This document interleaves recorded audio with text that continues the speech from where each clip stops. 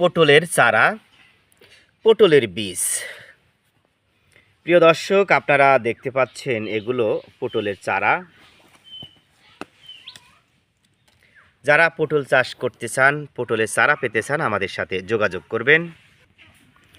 প্রিয় দর্শক, আমরা শতকরা 5% পুরুষ পটলের চারা সরবরাহ করে থাকি স্ত্রী পটলের চারার সাথে।